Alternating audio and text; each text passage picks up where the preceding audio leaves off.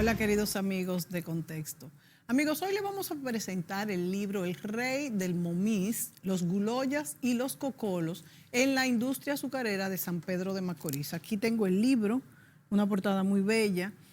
Nos acompañan su autor, Enrique Cabrera, quien viene acompañado de Julio César Mota Costa, autor del prefacio del libro y autor del libro Los Cocolos en Santo Domingo también.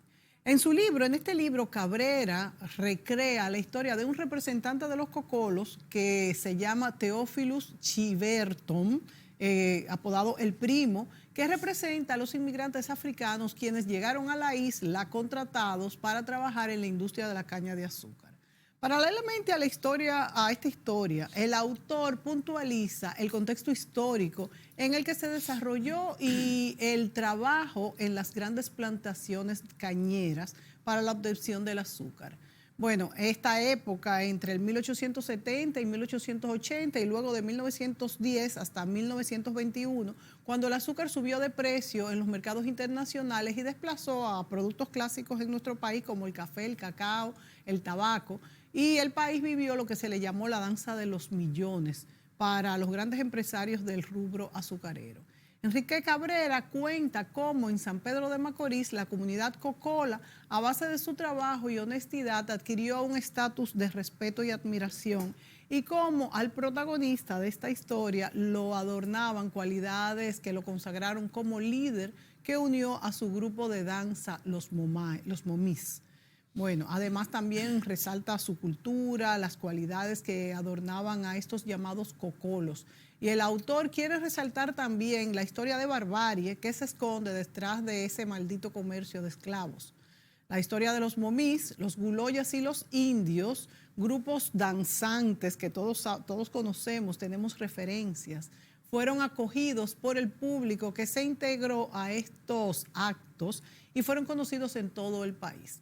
Bueno, pero vamos a darle la bienvenida al autor, Enrique Cabrera Vázquez, apodado Mellizo, y a Julio César Mota Acosta, autor del prefacio. Bienvenidos. Buenos días, Mónica. Nos place y nos agrada que nos haya invitado. Ahí te han escuchado Espacio Televisivo y estamos a tu entera disposición. Bueno, la verdad es que este es un libro muy interesante. Lo enseño de nuevo. El libro fue presentado por el editorial Santuario y se puso en circulación en Cava Café. Eso queda en la ciudad colonial. Es un ensayo biográfico, ¿verdad? De este señor. Es histórico también y tiene un prólogo de Dagoberto Tejada. Bueno, Dago también ha estado muchas veces en este programa. Vamos a hablar de este libro. Vamos a ver... primero, ¿cuál fue la motivación de esta biografía? Sé que ustedes, bueno, tengo aquí también otro libro de Mellizo, este es de Freddy Gatón Arce y es también publicado por Enrique Cabrera.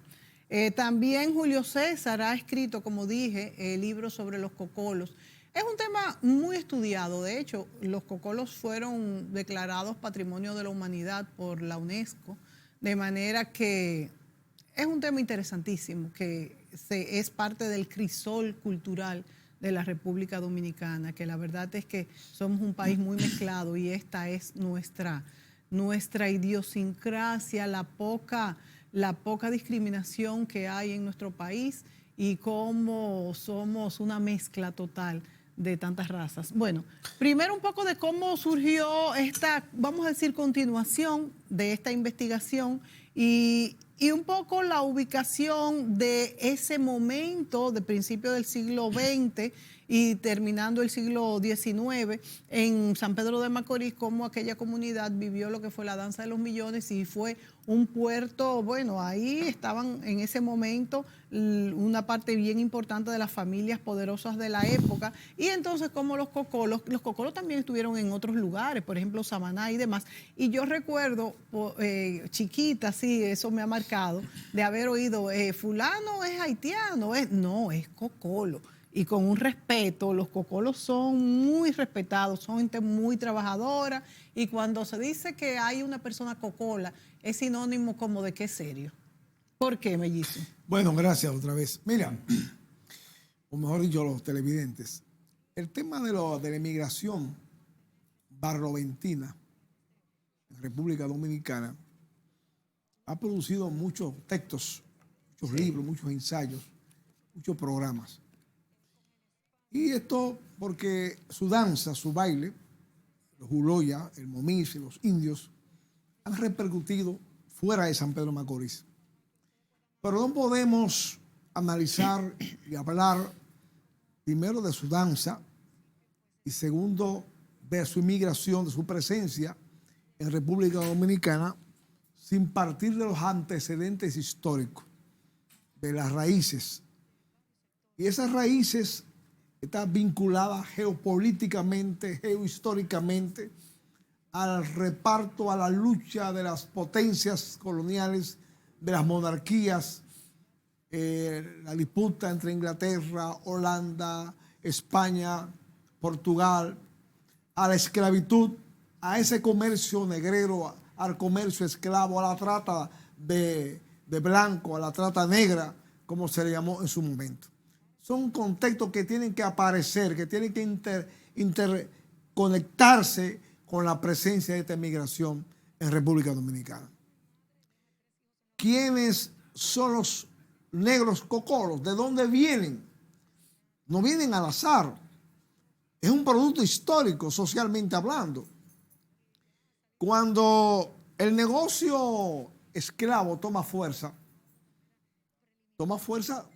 porque también toma fuerza, valga la repetición del término, el negocio azucarero.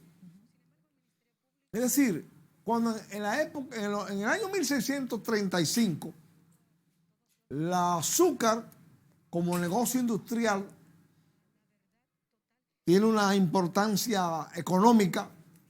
En ese mismo renglón, las colonias, los colonizadores, los conquistadores, los dueños del negocio toman a África como la base de sustentación de su negocio del azúcar. Y se trasladan a las costas africanas a buscar negros. Primero, para traerlos a trabajar en las minas de oro, que era en ese momento el negocio en que ellos estaban incursionando. Al agotarse por el agotamiento de la tierra, el negocio minero, las minas, entonces el azúcar pasa a suplantar, a sustituir el negocio minero y se convierte en la gran fuente de riqueza de las potencias europeas y de Inglaterra. Y a partir de ahí que comienzan a llegar negros. Ya los africanos llegaban aquí a la isla para 1508, cuando los españoles diezmaron, redujeron a su mínima manifestación a los aborígenes con el trabajo esclavo, con todas esas condiciones infrahumanas en que le pusieron a hacer sus oficios y sus labores para servirle a ellos. Y las enfermedades también. Y las enfermedades, la viruela, etc. Sí. Entonces, viene el asunto de la industria azucarera, que tiene varias etapas en nuestro país.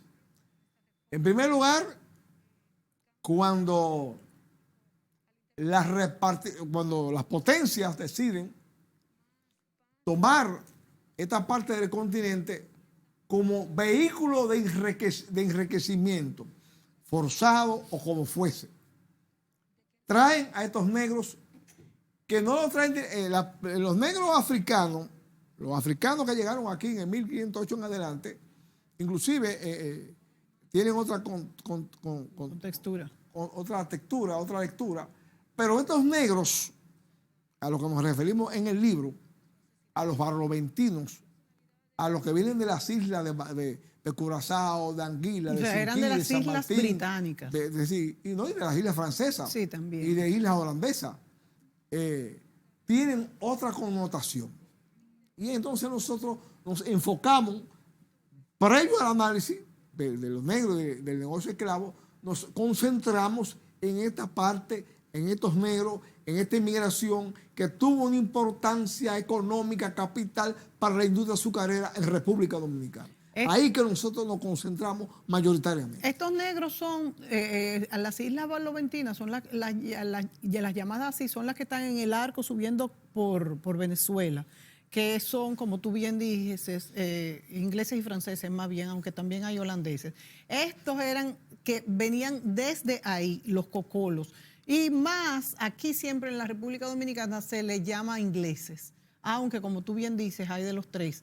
Ahora bien, también hay que puntualizar, Enrique, que este comercio negrero, los negros eran vendidos por los propios africanos, que eran los que conocían estas tribus, y eran lugares muy alejados, selváticos, peligrosos, y ellos eran los que vendían estos esclavos, y generalmente eran negociantes, empresarios, qué pena, ¿verdad? Portugueses. No, cuando los cocolos o los ingleses llegaron al país, ya no existía la esclavitud, ya había desaparecido. Claro, claro. Ellos vienen a partir de 1809. Sí, pero yo digo cuando llegaron a las otras islas, al principio. Llegaron como esclavos. Llegaron como esclavos. El proceso evolutivo lo transforma ya en súbditos. ¿En qué año comienzan a venir? De las coronas imperiales inglesa o francesa o holandesa. Exacto, ya Oiga no bien, como, sí. Ya no como. Cuando la esclavitud es abolida, ellos pasan a ser súbditos. Inclusive, ellos exhiben esa potestad monárquica a la cual dependían con mucho orgullo. Le servían a la reina de Inglaterra, o a la monarquía holandesa, o a la monarquía ¿Y tú crees que por eso tenían francesa. Una disciplina que no tenían otro tipo de negros en el Caribe? Mira, óyame, la disciplina que ellos desarrollaron en su comportamiento, en su conducta, puede atribuirse primero a esa disciplina inglesa, porque los ingleses, como ciudadanos, como nación, se han caracterizado por esa disciplina. Porque los africanos como tal tenían otro tipo de conducta. Entonces es lo chocante. ¿Por qué ellos tenían esa disciplina? Entonces ahí hay que ver hay que hacer esa observación. Entonces el negro que llega porque hubo un negro que llegó a nuestro país en 1847, que lo trajo el presidente entonces de Haití, pero vino de Filadelfia. Ese negro que se estableció en Haití y que una parte vino aquí y se asentó en Samaná, era un cocolo, un inglés, un inmigrante de color con un tipo de cultura, inclusive hablaba el inglés que hablaba no era el inglés de Inglaterra, era el inglés americano. Era el inglés de Estados Unidos. Los de Samaná vinieron de Filadelfia. De Filadelfia. No fueron de las islas. No, eso era un negocio que tenía, se lo pagaban a $1 al presidente haitiano de la época. Wow. A $1. Con un contrato que decía que tenía que darle tierra y darle la ciudadanía. Eso era un contrato en 1847. Pero entonces el término de cocolo, yo pensaba que era el que venía de las islas. Entonces, a ese fue que llamaron cocolo. Pero entonces el de Samaná tú dices que venía se le llama cocolo también. Se le llamó porque, oye lo que pasa. El cocolo que vino de Sinquí, de Curazao, etcétera, y se estableció aquí, socialmente tuvo vínculo con esos inmigrantes que llegaron de los Estados Unidos, de Filadelfia. Socialmente sí tuvieron algún vínculo. Ahora, inclusive, el emigrante de esa época que vino a la Romana, inclusive en la Romana hubo dos barrios. Uno se llamaba Chicago y otro Brooklyn. Y eran inmigrantes cocolos que no venían de esas islas, venían de Estados Unidos. Pero entonces, ¿de dónde viene? Y le pregunto a Julio César, entonces, ¿de dónde viene la acepción cocolo? Okay. Si no venían de las islas, como yo pensaba hasta ahora. Sí, muy bien. Mire, el término cocolo ha tenido varias acepciones. Incluso en mi libro yo hablo de las posibles orígenes, las razones y orígenes del vocablo. Pero realmente el nombre proviene de que la mayoría que venían desde el año 1837 a nuestro país procedían de una isla que se llamaba Tórtola. Tórtola. La mayoría. O los primeros y la mayoría eran de ahí que venían. Claro, estas islas que son la Sotoventina y la Barloventina, que es un arco que comienza a la desembocadura del Orinoco, de está ahora mismo Trinidad y Tobago, entonces forman un arco que llega hasta Puerto Rico. Ahí la mayoría de esas islas son de Inglaterra, son posesiones inglesas. Hay holandesas y francesas, pero son las menos. La mayoría, la inmensa mayoría son inglesas. Entonces, al venir las primeras oleadas a San Pedro de Macorís, precisamente, le decían que venían de Totola. Entonces, por una corruptela del vocablo, entonces, porque era más fácil pronunciarlo para nosotros que decir Totola, decir el cocolo y el cocolo, ve de eso. En mi libro, yo establezco que esa es la razón fundamental. Hay otras razones por las cuales se le decía, posibles tesis, hipótesis. Y es que, por ejemplo, el padre Gaspar Hernández dice que vinieron de una región de África, que vinieron los primeros africanos, eran de una tribu llamada los Sape Cocolí. ¿Esta dónde estaba ubicada? Porque hemos visto que... es del África. Sí, pero en el África hemos visto que, por ejemplo, los que son del centro del África, como son los de Haití, por ejemplo, son muy distintos a los que son de la costa, más cerca del Magreb árabe, en el norte de África, que son los que vinieron trajeron a la República Dominicana. De ahí, ¿verdad? Sí, del Magreb, que son una contextura muy distinta al haitiano. Exacto, muy, muy distinta.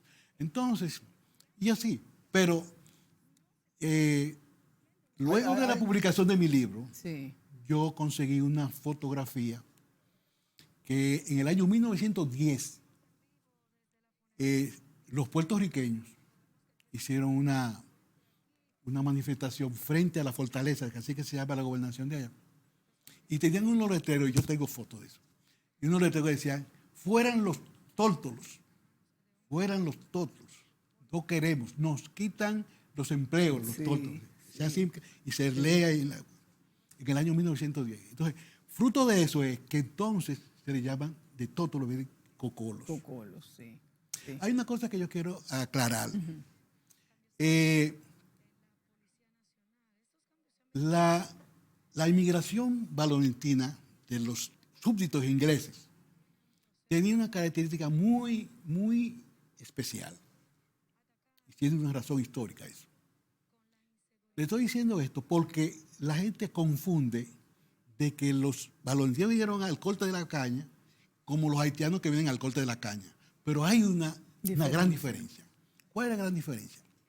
Fíjense, cuando se habla de ingenio, se habla aquel proceso para hacer el azúcar o el macabón, como le decían antes, como una especie de azúcar, pero que no eran refinados.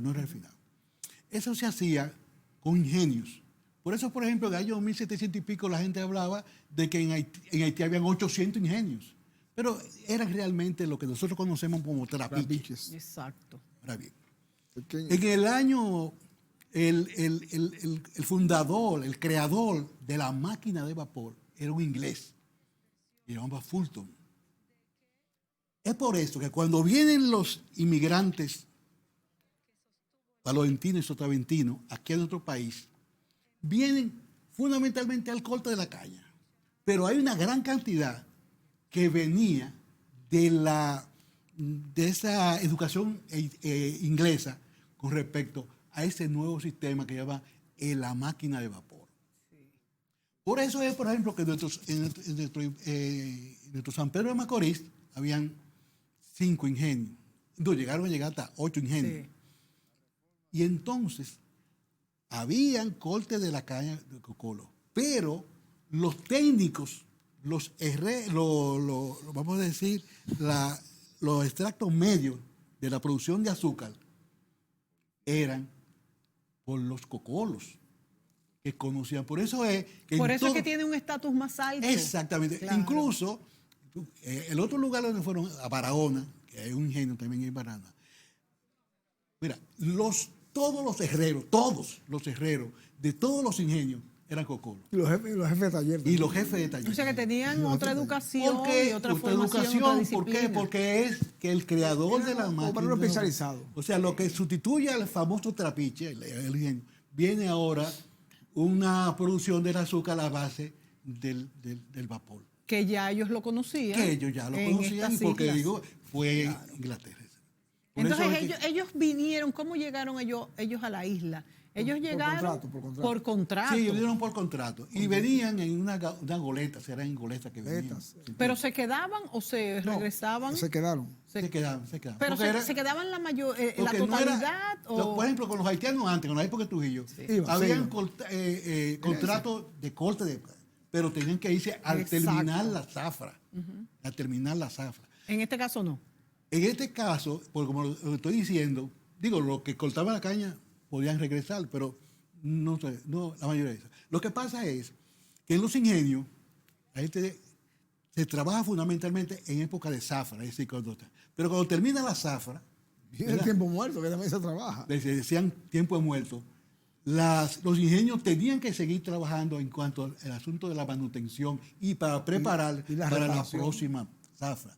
Entonces, no podían irse otra vez los técnicos cocolos otra vez a las islas. Tenían que quedarse porque se quedaban trabajando. Su contrato de trabajo no era por el corte, sino de manera permanente. Y ahí, y sin meternos todavía a eso, quizás viene toda esta cultura cocola que prepara durante una época del año todos estos bailes, todo lo que representa, quizás porque no era la época de la zafra también, Sí. ¿verdad? Y viene entonces y se enraiza esta cultura en parte de la población. Sí. Muy bien. Cuando ellos vienen aquí, vienen con todo el bagaje de su cultura. ¿Cuál es su cultura? De ser súbditos ingleses. Eran súbditos ingleses. ¿Qué tiempo? Por eso es que en mi libro, que se trata sobre la cultura, porque fue una tesis de grado que yo tenía que llamar la subcultura cocola. O sea, una cultura dentro de la nuestra. En eso yo hago todo el aspecto de la cultura y una de las razones por las cuales son distintos y es que, por ejemplo, los profesores ingleses que ellos trajeron eran estrictos porque tenían lo que se llama la cultura inglesa, pues eran súbditos ingleses. Por muchísimos años ya, porque cuando años. llegaron ellos a las islas inglesas, ¿durante cuántos años? Y ya vinieron aquí a muy finales del aquí siglo vinieron a finales de XIX, 1887 por ahí. Exacto, por ahí. principio del 20. Y al Hasta principio del 1925. Sí, exactamente. De manera que cuántos años, cuántas generaciones detrás ya vivieron bajo exacto, sí. muchos. Bueno, sí, o sea, En ya estaban... 1611 empezaron a llegar ellos a las islas británicas. O sea que tenían 3 siglos. Sí, no, tenían. De 1611 a 1635. Por eso ellos traen en sus báltulos la bagaje de su cultura. Entonces, yo los explico en todos los aspectos de la vida. Por ejemplo, en la religión que traen es la religión no católica, sino anglicana. Y la forma, por ejemplo, de ir a la iglesia, era también los ingleses vestidos blancos. Allá, desde pequeños, nosotros veíamos cómo los niños iban a la iglesia vestidos con sus trajes, hasta con su sombrero y todas esas cosas. O sea, que y todo lo de ellos era así. O sea, el solo hecho de que fueran a la iglesia vestidos de blanco ya le da una disciplina que no tenían los otros negros que vinieron a estas islas completas. Claro, sí. De manera que el cocolo es muy especial. Era con traje y con sombrero. Hasta los niños hasta los sepelios. Y todos los sepelios y todas las cosas. Esa era una... Julio César, y saliéndome del tema, pero acordándome de esos salseros y soneros, hay algunos que son cocolos, que se visten de blanco y también tienen esa disciplina y esa chispa y ese movimiento. Una mezcla, ¿verdad? Exacto, muy bien. Sí. Bueno, de manera que es muy distinta la cultura cocola a la del negro que vino antes y, por ejemplo, a la del negro que vino a Haití. Y fíjense cómo esos 3 siglos de historia antes de que llegaran aquí, los formó de una manera muy distinta. Sí. Sí, porque acuérdense que el negro que llegó a Haití vino directamente de África como esclavo. Y de África Central. Ahora, estos negros barloventinos y sotaventinos que llegaron de las islas y que se quedaron aquí, es lo importante. Sí, ¿no? Ellos establecieron familias aquí. Y luego con el tiempo llegaron a ser familias con dominicanas y con dominicanos. La pregunta es ¿por qué se quedaron aquí y no volvieron a su lar nativo? Es una de las preguntas que siempre tienen. En el caso, por ejemplo, del personaje central del libro, Teófilo Chiviston, el primo, era de Nevis, una isla de posesión británica. Ellos llegaron de Nevis, llegaron de otros lugares y se establecieron aquí. No volvieron a su lar. Al no regresar, creó en ellos un sentimiento nostálgico por su pasado, por su origen. Pero por su origen barloventino. Su naturaleza, su procedencia, lo hace refugiarse en la danza, en el baile, en los guloyas, en los indios, en el momis. Esas manifestaciones sincréticas de ellos es su desahogo y también su refugio y también su nostalgia de esa tierra a la cual ellos no volvieron. No volvieron porque no quisieron o porque no pudieron. Bueno, en primer lugar, lo que lo trajeron no le impusieron que no volvieran. No hay elementos para nosotros suponer eso. Hasta ahora ni escrito, ni tampoco de testimonio oral transmitido.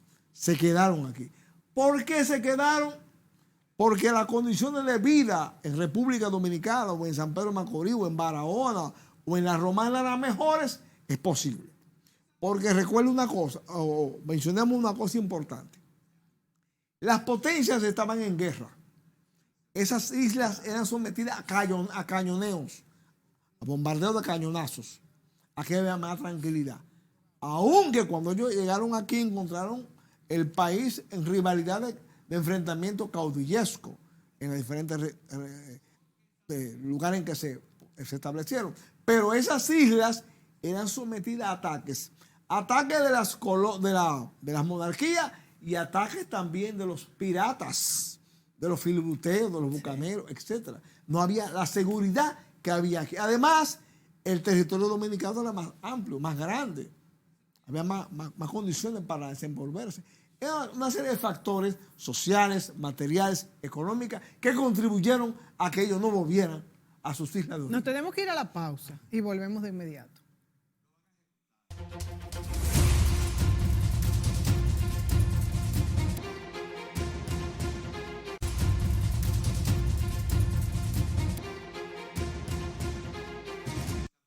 Amigos, continuamos con este programa. Enrique Cabrera y Julio César Mota nos acompañan. Hablamos de este libro, El Rey del Momis, los guloyas y los cocolos, y hablamos de todo el origen de la cultura cocola, que como bien han dicho los invitados, fue una cultura que evocaba al venir a la isla, la nostalgia. Pero entonces yo les pregunto, y le pregunto a Julio César, ¿es una nostalgia más bien por esa cultura británica ya instalada en ellos, ya asumida como la de ellos? Sí. Cuando ellos vienen a este país, vienen con su cultura. Y entonces ellos siguen practicando su cultura. Es decir, así como los dominicanos vamos a Nueva York y seguimos nuestro merengue y nuestra cosa, así ellos vivieron. Entonces, ¿cuál es el conjunto de su cultura? Miren, la cocina, la religión, los bailes, la religión. Hay algo que ellos nos trajeron a nosotros y que nosotros lo adoptamos y le hemos dado lo que se llama carta de ciudadanía.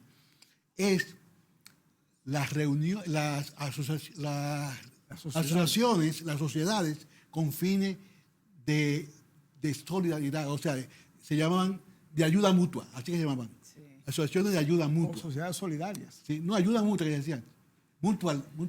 Sí. Entonces, y también la logia Otfelo, fueron ellos los cocolos que lo trajeron. Las sociedades también. La primera logia Otfelo fue de los cocolos. Osfelo, ¿qué significa? Que es una... Eso viene de Inglaterra. Que es una cuestión de confraternidad. Ah, ¿Me entiendes? sí, son confraternidades. Sí. Sí. Entonces, ellos fundaron, allá se llama en San Pedro de Macorís, la Logia Industria. Ellos fue que iniciaron esa cuestión. De manera que era una cultura. Pero también formaron varias asociaciones de ayuda mutua. O sociedades. Sociedades de ayuda mutua. Era una cultura bastante terminada y bastante característica. Y ellos han mantenido. Ellos hicieron sus sociedades. Y nosotros dominicanos comenzamos. Allá en Macorís comenzamos a imitar. Y hacíamos. O sea que además lo nos de ellos enriquecimos era con su también cultura. una imitación de lo que hacían. La sociedad de Claro, socorro mutuo. La monarquía. claro. La sociedad de socorro mutuo es de factura Coca-Cola. Por eso es que digo que ellos se sentían ingleses. Y ellos reprodujeron aquí lo que era una cultura ya inglesa por los siglos que vivían bajo la corona de Inglaterra. Sí. Por eso la educación en parte inglesa. es de esa disciplina inglesa. Y por eso les decía al principio que no se relacionan ni con Francia ni con Holanda, sino los ingleses es que se dicen. Fíjense una cosa, los entierros de ellos eran entierros eran cocolos. No era como nosotros lo hacemos. Esto era todo una cuestión. Y las mujeres cocolas también tienen una forma de vestir. Y la cocina cocola es riquísima. Pamela, esa cosa. ¿Qué platos cocolos tenemos nosotros heredados de ellos? Porque Bueno, la cocina cocola... yaniqueque. Yaniqueque. Y el domblique. Y el domblique también. Y el yaniqueque originalmente se llamaba pescado. Johnny Cake, es decir, el pan de Juancito. Era un pan que se preparaba porque muchos de ellos se dedicaron a la pesca. Entonces, para irse por un día completo, se llevaban esas cuestiones de yaniqueque, porque con el chocolate duraba mucho tiempo. Yo creo que el yoniqueque es una de las cosas ricas que ha perdido, que nos ha hecho dejar la civilización, porque son fritos, porque se fríen en aceite, porque tienen harina tan rico que un yoniqueque, ¿verdad? Sí. Yo quiero hacer una observación importante sobre la cultura de los cocolos. Yo en el libro hablo de ello, la atribuyo a que hubo una transmutación religiosa, porque los africanos, que tenían su costumbre y su religión muy diferente a la inglesa, a la francesa o a la europea, el esclavo llega un momento en que se asimila la religión del amo. Esa costumbre de ir a la iglesia vestido de blanco era propia de los colonos. Los colonos iban a la iglesia vestidos de blanco y le impusieron a sus esclavos, que a su vez adoptaron y asimilaron la costumbre del colono, esa tradición. En esa transmutación espiritual, religiosa, que hicieron ellos de la costumbre de los amos, la fueron a su vez desarrollando y la fueron transformando y la fueron transformando. Entonces, a eso tiene un contexto y un valor en el sentido religioso. Porque entonces, esa no era la religión de ellos, claro, originalmente. Ellos la asimilan, la adoptan y la hacen suya. Y al grado tal que la hacen suya con orgullo, porque es una religión del amo blanco, de la monarquía, que ellos a su vez la hicieron, repetimos, la hicieron de ellos. Ok, y entonces nos tenemos obligatoriamente, ante esta explicación que tú haces, Enrique, y le pregunto a Julio César entonces, ¿por qué hay, si se le pudiera llamar así, un producto que somos nosotros, ¿verdad? Un producto tan distinto entre lo que somos los dominicanos, entre lo que es Haití y entre lo que son en los cocolos de estas islas ingleses? Bueno, las sociedades que ellos formaron y la logia, ellos buscaron una forma social, comunitaria, de mantenerse unidos defensivamente. ¿Por qué? Se llaman socorro mutuo. Porque el dominicano, el criollo en principio, lo recibió a ellos agresivamente, los repudió. Primero venían a quitarle los empleos, los trabajos. Número uno. Entonces, ellos en principio adoptaron esa forma de organización defensivamente, de protección. En el proceso, los dominicanos, al ver la disciplina y la forma de ellos, entonces hubo una distinción y lo aceptaron como eran. Y al grado tal que después compartieron con ellos. Esa es la gran verdad. Sí, sí. Entonces, Julio César, sin embargo, eso no pasó en Haití. No, muy diferente. No hubo una sociedad cohesionada son culturas tampoco. diferentes.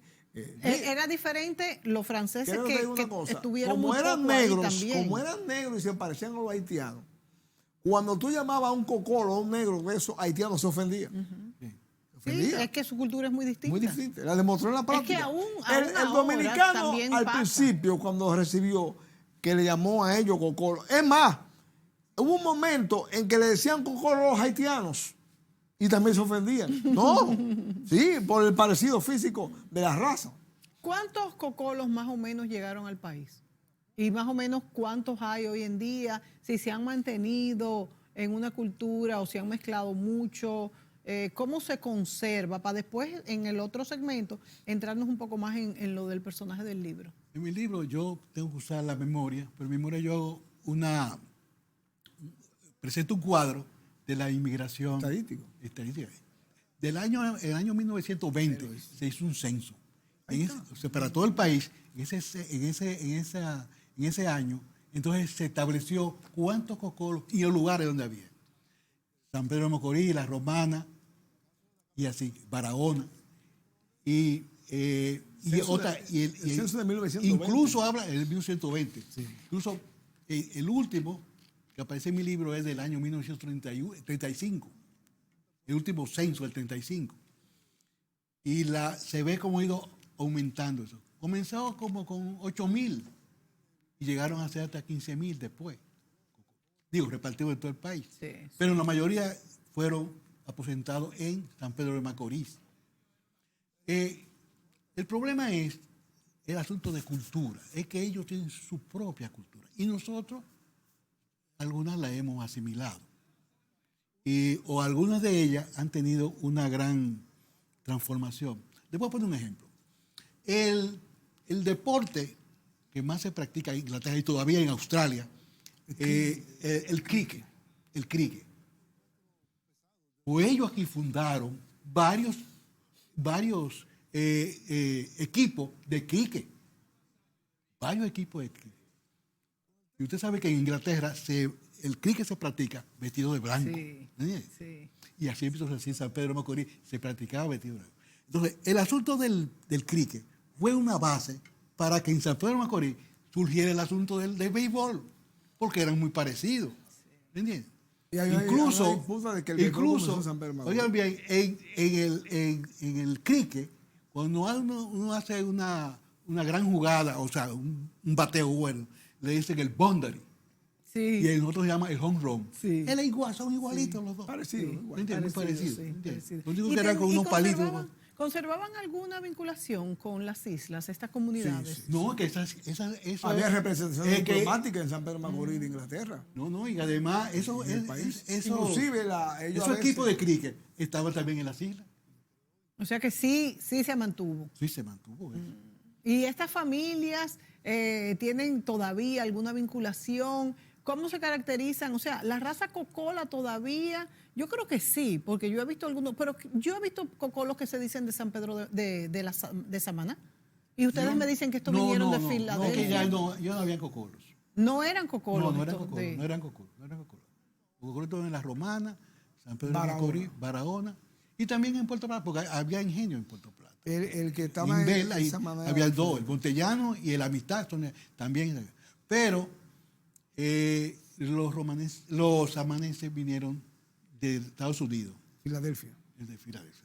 No eran cocolos. No eran cocolos. Y entonces lo que ha sucedido hasta en esta época es lo que se llama la transculturación de la cultura cocola.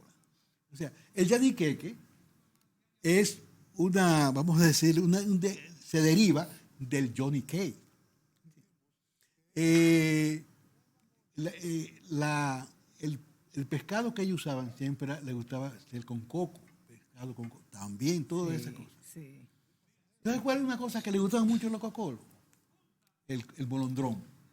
Les gustaba mucho el molondrón. Mónica hablaba, ahorita, hace poco, expresaba su preocupación de la desaparición, de la continuidad. Miren, los cocolos que llegaron aquí, que se quedaron aquí, han ido desapareciendo con el paso de los años. Ahora, sus hijos y sus nietos, que quedan, que son sus descendientes, una observación importante, ellos han inmigrado a esas islas. O sea que sí se mantiene el vínculo. Nietos y los nietos y los hijos, porque han heredado el pasaporte británico, exacto, el pasaporte es, francés, eso es. por comodidad y por condiciones de vida. No, y como decía han Julio César, inmigrado, la migración económica. han inmigrado a Nivis, a Sinquía, a San Martín. Sí. Al grado tal que en San Pedro de Macorís, hoy por hoy, los hijos de ellos, la mayoría se han ido para esas islas. No están en San Pedro de Macorís. Se radicalizaron allí. Para que ustedes vean que sí, esos vínculos se han mantenido, ¿eh? Pero los abuelos y los padres murieron en San Pedro de Macorís, no volvieron para allá. Con honrosas excepciones, no volvieron para allá. Por razones económicas, ¿verdad? La gente quiere emigrar. Y la gente... Son ciclos. No, y que las personas siempre quieren emigrar donde mejores condiciones están. En la época, por ejemplo, de los cocolos, venían aquí muchos puertorriqueños también. Después entonces vino lo contrario, nosotros queríamos ir a Puerto Rico. Y todavía queremos ir a Puerto Rico. Sí. Entonces, el problema es el siguiente. Ellos eran de padres cocolos, ¿verdad? Los hijos y los nietos, entonces, conservaban ese apellido y conservaban eso. Entonces, ellos ven una oportunidad de conseguir el pasaporte. Claro. El privilegio, ¿no? Sí.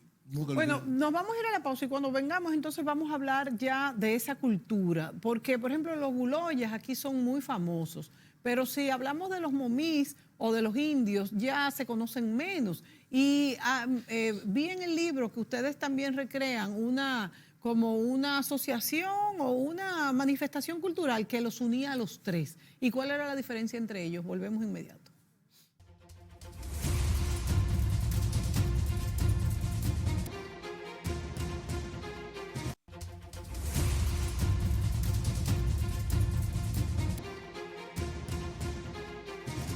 Bueno, amigos, hablamos hoy de los guloyas, los momais y los indios. El momís. Los momís. El momís. El momís. Porque es lo que le decía en el segmento anterior, que los guloyas todo el mundo sabe quiénes son, pero el momís como que no es tan conocido. De hecho, todo esto fue declarado Patrimonio de la Humanidad por la UNESCO. Este es un patrimonio inmaterial, todos estos bailes, esta cultura, en el 2015 creo que fue. Sí.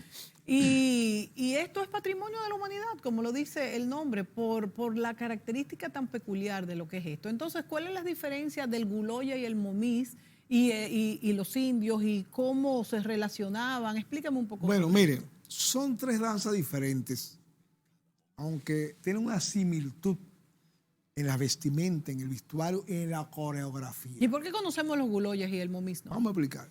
Yo lo explico en el libro, pero vamos a decirlo aquí. Miren, el momís es un baile, es un drama teatral, es un teatro, donde los actores dialogan.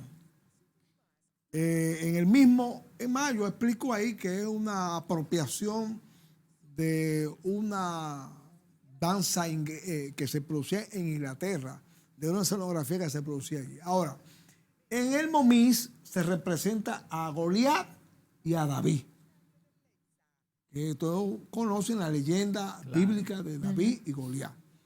Es decir, lo bueno puede derrotar a lo malo, aunque lo malo tenga superioridad física, etc. Al ser el baile del momís, una danza cuyo ritmo es más lento que el de los guloya y donde los actores tienen que dialogar en inglés, en el idioma cocolo, los macorizanos, los dominicanos, veían que primero no entendían la jerga, lo que se estaba hablando allí, lo interpretaban morbosamente. Y en segundo lugar, al haber una pausa en el ritmo musical, que no ocurre con los guloyas, que es un ritmo constante, permanente, y cuya musicalización es más movida, más rápida. Los indios, a diferencia de los guloyas, es un baile de máscara, de disfraz. Y también un ritmo mucho más movido y mucho más rápido. El común de la gente podía con mayor facilidad aprender a repetir el término del vocablo guloya que el vocablo o el término momis. Es más, llegó un momento, ellos competían los tres grupos en la época en que salían a bailar, competían, pero hubo un momento en que los guloyas y los indios atraían a la muchachada, a más público, porque repito, el momis era un drama. Era más difícil de entender. Era más difícil de entender. Entonces, los guloyas, que en principio estaban dirigidos por Chaplin y tenían a Daniel, a Linda como su segundo, luego Chaplin lo deja y Linda pasa a ser su líder, ese grupo se populariza y se proyecta con más énfasis que en el momis. ¿Qué pasa en el momis? Los actores ya iban envejeciendo, no había relevo. Esa situación biológica de los años hace que ellos, los del momis y los guloya, se fusionen. Cuando se fusionan, cuando se juntan, predomina la actuación de los guloya por encima de la actuación del momis. Sí. Teófilo Chiviston, primo, que era el líder de la danza momis, ve reducida su tropa, su grupo, y entonces tiene que asociarse, tiene que confundirse, tiene que fusionarse con el grupo que dirigía Linda, que es los guloya. ¿De qué tiempo hablamos? Bueno, mire, los guloya dejaron de practicarse y de bailarse a principios del 70. Ya a partir de ahí nadie vio el momis. Julio, que es un poquito más de edad que yo, sabe lo que estoy diciendo. Yo lo vi a los momis. Ustedes sí lo vieron. Yo lo vi, claro, y lo veía danzando, Sí. veía de Miramar. el ramo y todas esas cosas, ¿no? Y la base fundamental de los cocolos en la ciudad era el barrio de Miramar. ¿No se conserva entonces ya ninguno de estos bailes? No, del guloya. Mire, guloya es más, sí. espérate, no, de ninguno de los tres. Ahí en el libro yo explico. Al final, los tres hicieron una adaptación, es lo que yo denomino ahí, Ingo Mois. Sí. Indio, guloya y momis. Sí. Se juntaron. ¿Por qué? Porque físicamente no pueden continuar. Ellos no crearon un relevo teatral. No hubo una escuela que le enseñara a los seguidores. Y la UNESCO, que lo ha declarado Patrimonio de la Humanidad, no ha fomentado esto, dando tengo alguna ayuda conocimiento económica, no. porque debería ser. Ray Nadal, que murió, inclusive el libro, hay una postdata dedicada a Ray Nadal, intentó crear una escuela, pero no tuvo apoyo, no tuvo patrocinio, no tuvo respaldo de las autoridades y de la gente que podían aportar a eso. Caramba, qué pena, ¿verdad? Lo que ahora bailan guloya, La mezcla en general, guloya, la mayoría son dominicanos. Sí. Sí, Hijo de ellos o parientes de ellos. O parientes, son dominicanos. Yo recuerdo que hasta los músicos De manera ingleses, que ellos no los pueden- que tocaban ahora son dominicanos todos. Incluso y pagados por el ayuntamiento como asalariados en San Pedro de Macorís. Incluso no pueden escenificar lo que se llama aquello de David y Goliat. aquel drama. ¿Por qué? Porque eso era en inglés. Claro. Y ellos No, no y hablan inglés, dame un dato, ninguno habla y inglés. los guloyas, los personajes que ellos centrales en el momis es David Goliat, en los guyores Yayi y Fadó. Sí. Ya ¿Y en ni qué faló. momento pierden el idioma los cocolos en ¿El San idioma? Pedro de... Sí, porque hablaban inglés antes. ¿En Bueno, qué momento no, ya no, ellos hablaban inglés en su baile, los momis. Pero lo sabían, Sí, lo o por lo sabían. menos lo conservaban. ¿En qué momento lo en pierden? el principio del 70. Ya. Y cuando van Se incorporando poco a y poco se mezclaron dominicanos. mucho también, Se claro. incorporaron dominicanos poco a poco. Y al morir el primo, murió Chaplin, murió Linda. Entonces Yayi, Son dominicanos.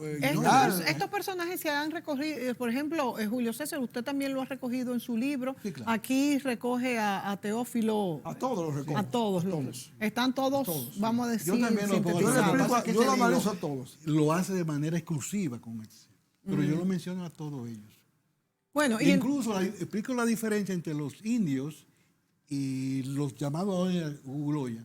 Y es que los indios llaman well Indian, los indios locos. Sí. Ellos lo que usaban eran plumas, ¿cómo es? Sí, plumas De pajuil, de pavo. De pavo, de esa cosa. Y la vestimenta eran a base de muchos colores, muchas cosas. Incluso tenían una especie como de hacha.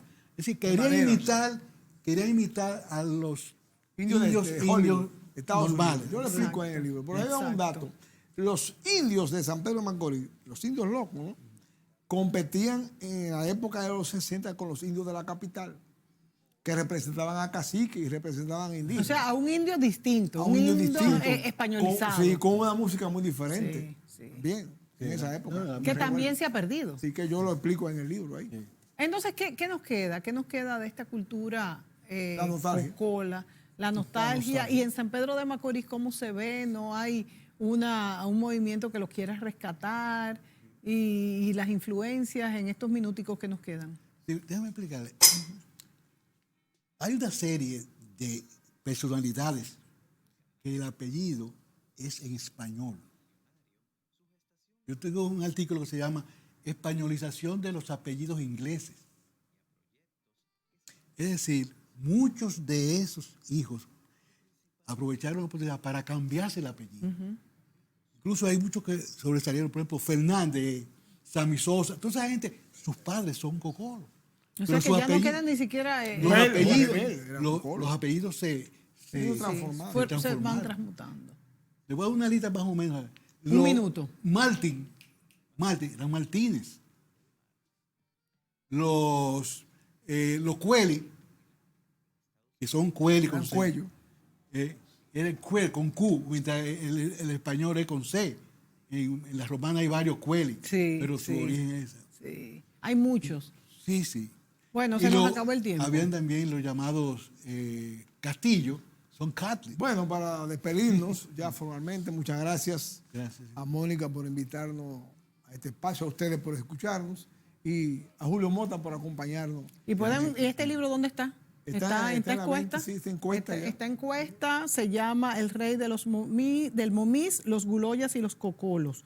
De manera que pueden adquirirlo y es un rescate de esta cultura tan interesante que de hecho fue declarada Patrimonio de la Humanidad. Y aprovechar que este domingo, día 10 de octubre, a las 10 de la mañana, lo vamos a poner en circulación en San Pedro de Macorís, en el ayuntamiento en San Pedro de Macorís. Bueno, San Pedro de Macorís es una ciudad que tiene mucho de qué hablar. Ya seguiremos hablando de ella. Gracias, Julio César. Gracias, Enrique Cabrera. Y a ustedes, amigos, por sintonizarnos y será hasta la próxima.